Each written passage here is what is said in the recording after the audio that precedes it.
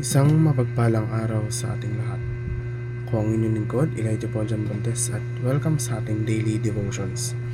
Ang ating verse for the day ay nasa ikalawang Timoteo chapter 3 verse 16 to 17. Sinasabi dito na ang lahat ng kasulatan ay kinasihan ng Diyos at kapaki-pakinabang sa pagtuturo ng katotohanan, sa pagsawi sa kamalian, sa pagtutuwid sa likong gawain, at sa pagsasanay para sa matuwid na pamumuhay, upang ang lingkod ng Diyos ay maging ganap at handa sa lahat ng mabubuting gawain.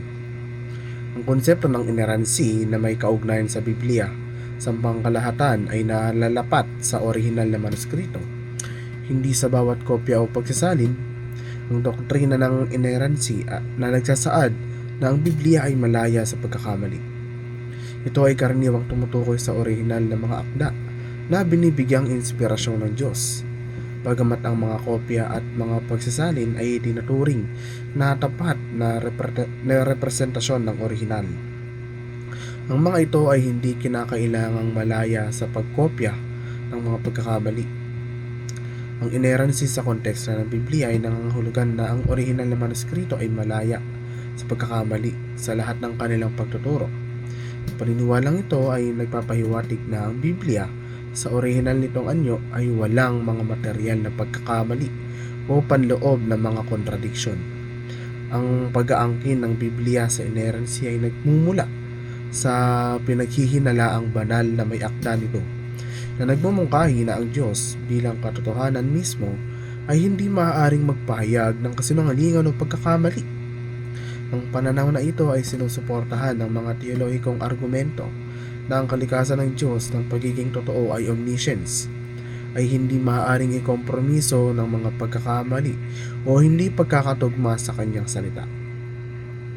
Ang pagtitiwala sa pangangalaga ng Diyos sa kanyang salita ay nangangahulugan ng paniniwalang ang pangunahing mensahe ng Biblia, partikular na ang kaligtasan sa pamamagitan ni Jesucristo, ay nananatiling hindi nagbabago sa mga henerasyon, kahit na may mga pagkakaiba sa mga pagsasalin o manuskrito.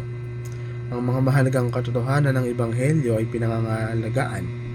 Ang paniniwalang ito ay nakabatay sa soberanya ng Diyos at kanyang hindi natitinag na pangako sa pagtupad sa kanyang mga pangako.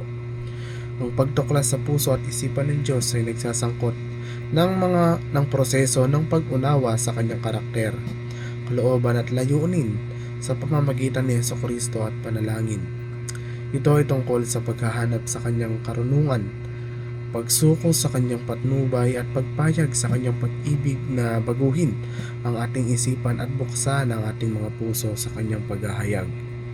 Ang pamumuhay ayon sa mga prinsipyo ng Diyos ay nagsasangkot ng pagsasaayos ng buhay ng isang tao sa kanyang mga turo, paghahangad na maunawaan at sundin ang kanyang kalooban, at pagsasagawa ng mga bertud tulad ng pag-ibig, kabaitan at kababaang loob. Nangangailangan ito ng panalangin, pag-aaral ng Biblia at pangako sa pamumuhay ng isang buhay na lumuluwalhati sa Diyos. Muli, ako ang inyong lingkod, Elijah Paul John Valdez, at dito na nagtatapos ang aking daily devotions.